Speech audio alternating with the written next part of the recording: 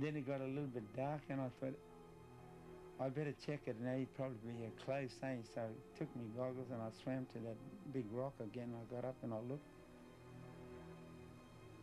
And that dinghy was smaller. He was smaller. No, he was going the other way. He was going back to the boat. I thought, well, that's it. I've got to look around for the highest rock. So I seen away from me there, about 100 feet away, there was a bigger rock there, so I thought I'll go and make camp on that one.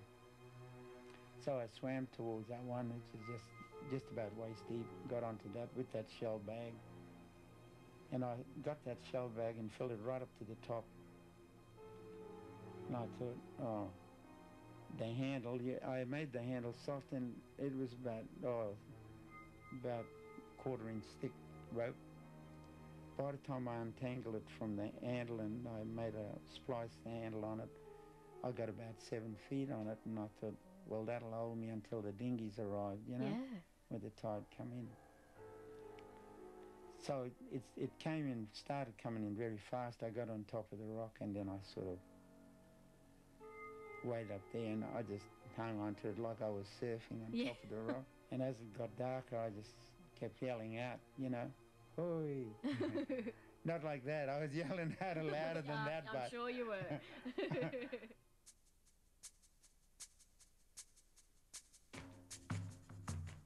In the mid-1950s, Douglas was inducted into the Army to do national service. He enjoyed the rugged life and discipline, although he felt some initial apprehension when faced with promotion. I don't know why, but I was called into the CO's office, and I thought, oh, maybe I'm not suitable to be in that, you know, in the NASHOs. It was national service. Walked in there and he just said, no, I just want to put it to you that we want you to go through an NCO course, and you get 2 stripes for that. He said, but said, it's not only you. He said, Private Pitt, he said, we've got other guys we've talking to too that are going to go through the NCO course. And then use guys, if you pass, you then go on to use guys. We'll train the new people that are here now, the intake. Oh, gee, and I thought to myself straight away, me? No way, them fellas, they won't like black fella gonna do this, you know? And I said, I'm sorry, sir, I'll have to pull out. He said, no, you can't pull out of this. He said, I'm ordering you that's what you got to do. And I said, no. I said, sorry, sir, I can't do this. I said, because I don't think any of the younger guys gonna listen to me, you know, like because I'm black. And he said, can I tell you something?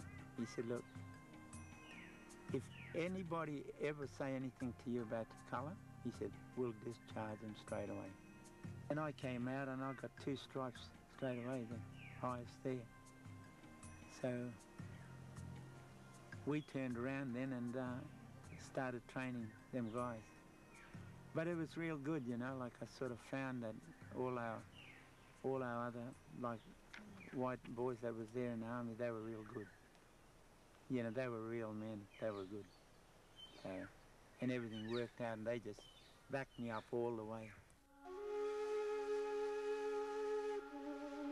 He's not a person that likes to stand and point the finger and say, do this or do that. The way Dad is that he gets in there and does it, and then he tells them. So then he actually proves it. He actually proves it that it does work before he teaches it, or before he tells others to do it. So his overall teaching is just by setting an example and letting, like, people actually seeing him do it. I started drinking in that when I started skippering boats. I sort of wasn't, sort of didn't push myself aside from the crew. I always joined them what they drink, whether they drink, if they drink methylated spirit, I drink with them, you know, and they drink what you put in the cake, that stuff that goes in the cake there, the vanilla one. We drink that when we're at the islands in Torres Strait, and I drink with them, you know, all the time. And no, you know, so when I sort of looked at my wife and children of a Sunday morning when I get into port and at home, and they come back from church and their eyes are real bright and wide open and that, and look at me, and they're getting me dinner, and here I'm sleeping because I had a few beers that night,